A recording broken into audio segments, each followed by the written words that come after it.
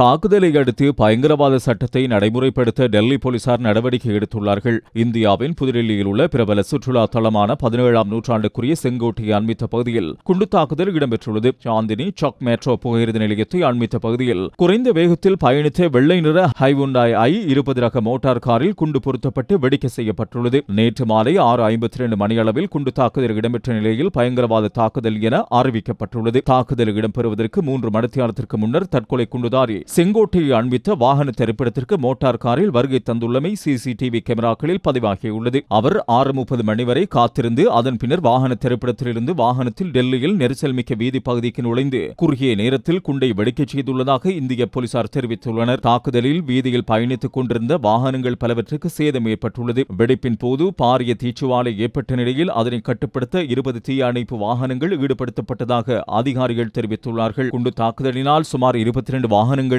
தீ பரவியதுடன் 20 பேர் காயமடைந்துள்ளனர். தாக்குதலின் பின்னர் இந்திய நேபாள எல்லையில் பாதுகாப்பை பலப்படுத்த இந்தியா நடவடிக்கை எடுத்ததுடன் நேபாளத்திலிருந்து இந்தியாவுக்கு வருகை தரும் சுற்றுலா பயணிகள் தீவிர சோதனைக்குட்படுத்தப்பட்டனர். இந்நிலையில் மோட்டார் காரில் இருந்து குறித்த தற்கொலை தாக்குதலை மேற்கொண்ட குண்டுதாரி என சந்தேகிக்கப்படும் நபர் வைத்தியர் உமர் முகமது என அடையாளம் காணப்பட்டுள்ளார். அவரது புகைப்படம் தற்போது வெளியிடப்பட்டுள்ளது. 1989ஆம் ஆண்டு பிப்ரவரி 24ஆம் தேதி பிறந்துள்ள அவர் ஜம்மு காஷ்மீர் புல்வாமாவில் உள்ள அல் பலா வைத்தியசாலையில் வைத்தியராக கடமையாற்றியுள்ளார். குறித்த தாக்குதல் இடம்பெறுவதற்கு முன்னர் பயங்கரவாத தாக்குதல் இடம்பெற உள்ளதாக தகவல் கிடைக்கப்பெற்ற நிலையில் ஜம்மு காஷ்மீர் மற்றும் ஹரியானா போலீஸ் குழுக்களினால் பயங்கரவாதிகளுக்கு ஒத்துழைப்பு வழங்கிய 2 வைத்தியர்களான வைத்தியர் ஆதில் அகமது ராதர் மற்றும் முஜாமில் ஷக்கீல் ஆகியோரை கைது செய்தனர். அவர்கள் ஜாயிஸ் இ முகமது எனும் பயங்கரவாத குழுவுக்கு ஆதரவு வழங்கி சுவரொட்டி பிரச்சாரத்தை முன்னெடுத்த குற்றச்சாட்டில் கைது செய்யப்பட்டனர். அவர்களிடமிருந்து கிடைக்கப்பெற்ற தகவல்களுக்கு அமைய தலைநகர் டெல்லியிலிருந்து 50 கிலோமீட்டர் தொலைவில் உள்ள ஹரியானாவின் ஃபரீதாபாத் நகரில் உள்ள வீடொன்றிலிருந்து 2900 வெடிப்பொருட்களை மீட்டுள்ளனர். குறித்த பொருட்கள் கைப்பற்றப்பட்டதை அடுத்து பயங்கரவாத குழுவுக்கு ஒத்துழைப்பு வழங்கிய குண்டுதாரியான வைத்தியர் உமர் முகமது அச்சமடைந்து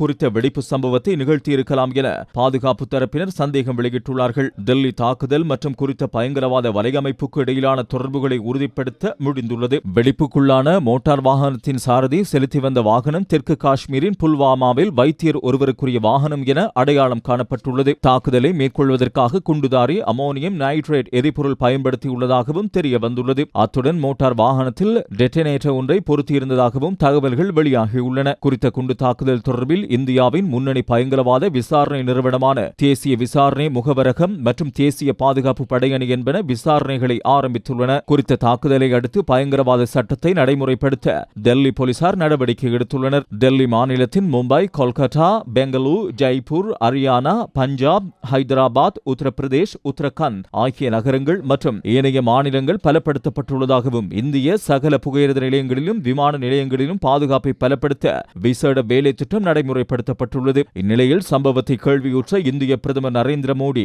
உயிரிழந்தவர்களின் குடும்பத்தினருக்கு தமது அனுதாபங்களை தெரிவித்து எக்ஸ் பதிவொன்றை இட்டுள்ளார். சம்பவ இடத்திற்கு நேரடி விஜயம் மேற்கொண்ட இந்திய உள்துறை அமைச்சர் அமித் ஷா விரிவான விசாரணைகளை முன்னெடுத்துள்ளதாக தெரிவித்தார். இந்நிலையில் பாகிஸ்தான் தலைநகர் இஸ்லாமாபாத்தில் இடம்பெற்ற குண்டுவெடிப்பில் 12 பேர் உயிரிழந்துள்ளனர். இஸ்லாமாபாத்தில் உள்ள நீதிமன்ற கட்டிட வளாகத்திற்குள்ளேயே வெடிப்பு சம்பவம் இடம்பெற்றுள்ளது. தற்கொலை குண்டு தாக்குதலில் இடம்பெற்றுள்ளதாகவும் 27 பேர் காயமடைந்துள்ளதாகவும் அந்நாட்டு தகவல்கள் தெரிவிக்கின்றன. மோட்டார் வாகனம் ஒன்றை பயன்படுத்தி குண்டு தாக்குதல் இடம்பெற்றுள்ளதாகவும் உயிரிழந்தவர்களில் அதிகளவானோர் வழக்கு நடவடிக்கைகளுக்காக நீதிமன்றத்திற்கு வருகை தந்தவர்கள் எனவும் அந்நாட்டு தகவல்கள் மேலும் தெரிவிக்கின்றன.